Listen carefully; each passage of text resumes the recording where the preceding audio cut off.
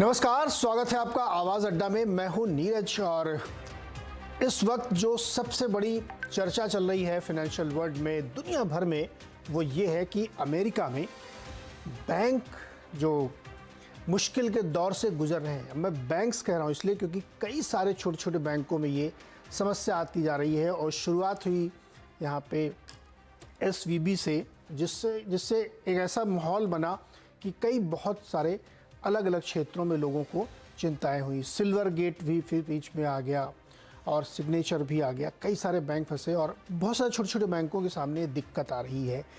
तो क्या US में, अमेरिका में एक बैंकिंग सेक्टर में एक बड़ी मुश्किल आ रही है जो सिलिकॉन वैली बैंक से शुरू हुई कि वहाँ पे लिक्विडिटी की क्राइसिस हुई, डिपॉजिटर्स ने पैसे निकालने शुरू किए और ये सब कुछ इतना तेज़ी से हुआ 48 घंटे के अंदर कि एक फाइनेंशियल क्राइसिस जैसी सिचुएशन हुई।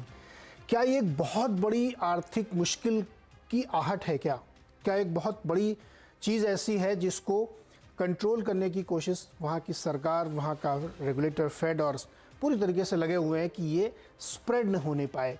तो अलग अलग तरीके से लोग इसकी व्याख्या कर रहे हैं, अलग अलग लोग समझने की कोशिश कर रहे हैं कि क्या ये 8, 10, 12 साल पहले जो एक लीमन क्राइसिस हुई थी उस तरह का है? क्या कोई स्ट्रक्चर प्रोडक्ट में गड़बड़ हुई, क्या वो है ये?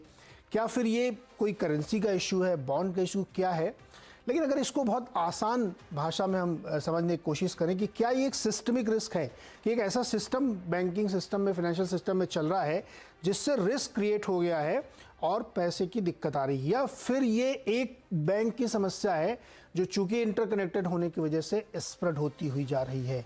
तो दुनिया भर के बाज़ारों में जो कोहराम मचा है इक्विटीज़ मार्केट में, वो शुरू हुआ है बॉन्ड मार्केट से। बॉन्ड मतलब जहाँ पे लिक्विडिटी का सबसे बड़ा खेल जहाँ से होता है कि पैसे का लेन देन हुआ और ब्याज दरें बढ़नी शुरू हुई तो यील्ड उल्टी हो गई और लोगों को, बैंकों को नुकसान होने लगा। इस बड़ी समस्या को आज हम दोबारा से समझने की कोशिश करते हैं। इस पर बहुत चर्चाएं हो रही हैं कि क्या ये एक बड़ी मुश्किल की शुरुआत है या वन ऑफ है, क्योंकि सरकार जिस तत्परता से वहाँ इसको रोकने में लगी है उससे कई सवाल मन में आते हैं। और इसका जो सबसे बड़ा कोलेटरल डैमेज हो रहा है वो स्टार्टअप की दुनिया में हो रहा है, क्योंकि वहाँ सबसे ज़्यादा इसका पैसा चैनलाइज होता था।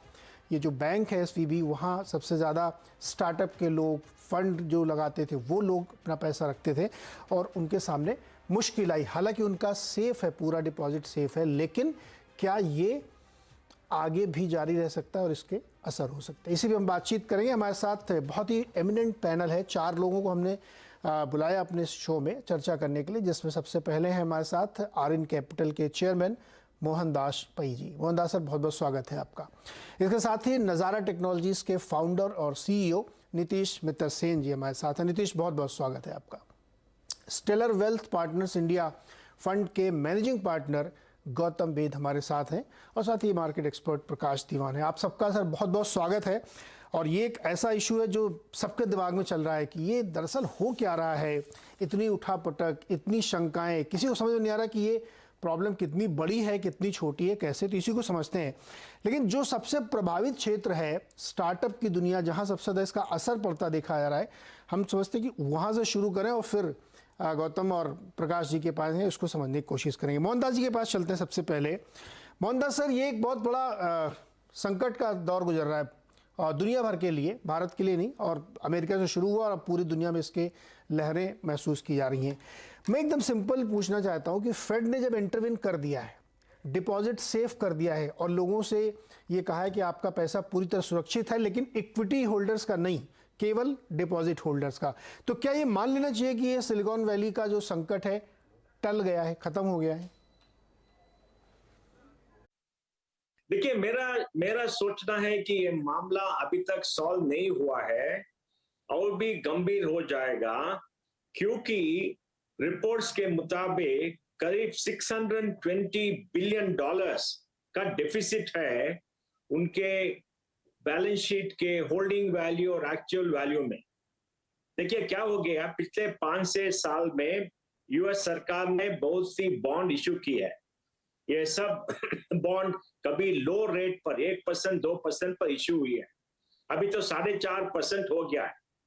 जब कभी ये बॉन्ड का इंटरेस्ट रेट ऊपर जाएगा जो बॉन्ड पहले इश्यू हुआ था उसका दाम कम हो जाएगा, लेकिन बैंक सभी वो बॉन्ड अपने बैलेंस शीट पर हेल्ड टिल मैच्योरिटी, माने जब कभी वो पैसा आएगा 5 साल में 10 साल में, तब तक हम भेजेंगे नहीं, के उसका दाम कम नहीं करते हैं और जो लॉस है बैलेंस शीट में रहेगा।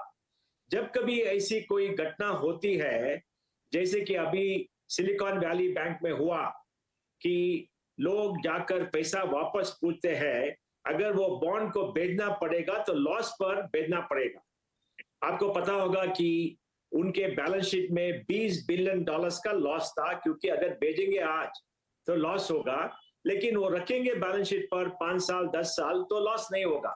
लेकिन अभी डिमांड है, ये तो सिस्टमिक इश्यू है, और हुआ है क्योंकि फेडरल रिजर्व ने पिछले 2 सालों के अंदर बहुत से इंटरेस्ट रेट हाइक किया है, और इसलिए एडजस्टमेंट अभी तक नहीं हुआ है। करीब $620 बिलियन सब बैंकों में बैलेंस शीट में कुछ डेफिसिट है, इसलिए अभी फेडरल रिजर्व भी कह रहे हैं कि हम 1 साल के लिए आपको लिक्विडिटी सपोर्ट, हम लोन देंगे और जो आपका बुक वैल्यू है उस पर देंगे। लेकिन क्या हो सकता है, लोगों को क्या डर है, देखना पड़ेगा।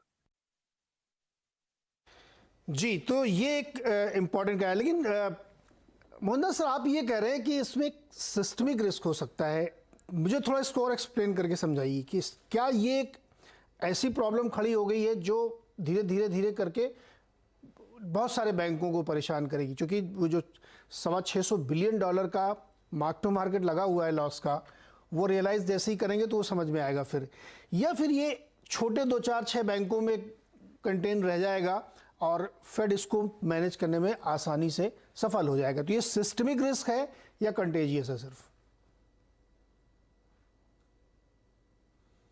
लेकिन अब अभी तो कुछ सिस्टमिक रिस्क है, क्योंकि बहुत से छोटे छोटे बैंक हैं, उनका अकाउंट ट्रांसपेरेंट नहीं है, किसी को पता नहीं है कि छोटे छोटे बैंक अकाउंट में क्या हो रहा है।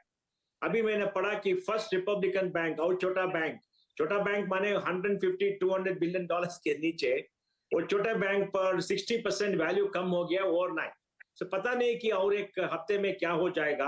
आज जब मार्केट होगा कुछ पता चलेगा कौन से बैंक में ऐसा हो रहा है, क्या होगा। लेकिन एक बात जो सिर्फ हो गया कि फेडरल रिजर्व और ट्रेजरी ने कहा है और एफडीआईसी ने कहा है कि हम सब डिपॉजिटर्स को प्रोटेक्ट करेंगे।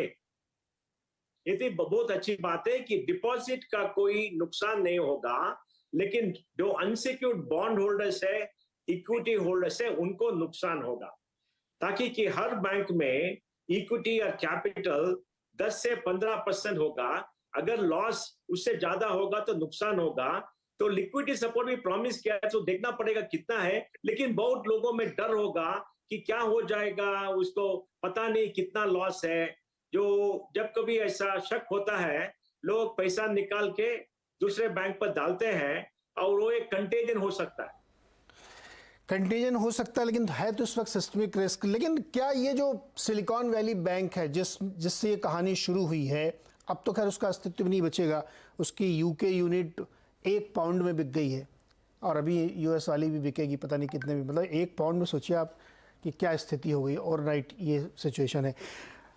मोहनदास सर, ये जो एसवीबी का संकट है, ये स्टार्टअप इकोसिस्टम पर ग्लोबली क्या असर डालेगा? नेगेटिव असर तो पड़ेगा, क्योंकि सिलिकॉन वैली बैंक एक सबसे दुनिया में सबसे बड़ी स्टार्टअप बैंक थी, बहुत फ्रेंडली थी। सब स्टार्टअप को अकाउंट ओपन करने में, पैसा लाने में, ट्रांजैक्शन करने में बहुत मदद करती थी, और बहुत फ्रेंडली थी। ऐसे बैंक कोई नहीं है दुनिया में। अभी तो एचएसबीसी ने यूके का सिलिकॉन वैली बैंक को ले लिया है, वो तो अच्छी बात है, और एचएसबीसी जेरा में आ रही है। यूएस में देखना पड़ेगा कि क्या होगा, लेकिन कुछ नुकसान तो होगा। लोगों का पैसों का नुकसान नहीं होगा, डिपॉजिट का पैसों का अभी नुकसान नहीं होगा, सब मिलेगा। लेकिन वो सेंटिमेंट जो कुछ है, एक बढ़िया बैंक थी वो चलेगी, उस पर तो कुछ नुकसान, कुछ इम्पैक्ट होगा। इम्पैक्ट होगा, सेंटिमेंट